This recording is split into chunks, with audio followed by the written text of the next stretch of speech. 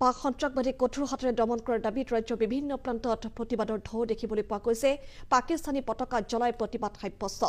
এইবাৰ এবিভিপিয়ে প্ৰতিবাদী কাৰ্যসূচী গ্ৰহণ কৰিছে। কাছাৰৰ কালাইনত এবিভিপিৰ এয়া প্ৰতিবাদী সমদল। পাকিস্তানৰ পতাকা জ্বলালে এবিভিপিৰ কৰ্মীয়ে। পাকিস্তানৰ পতাকা ভৰিৰে মোহাৰিলে প্ৰতিবাদকাৰীয়ে। সন্ত্ৰাসবাদৰ বিৰুদ্ধে গৰজি উঠিল এবিভিপিৰ কৰ্মী। পেহেলগামৰ নিহতলৈ শ্ৰদ্ধাঞ্জলি জ্ঞাপন কৰে এবিভিপিৰ কৰ্মীয়ে।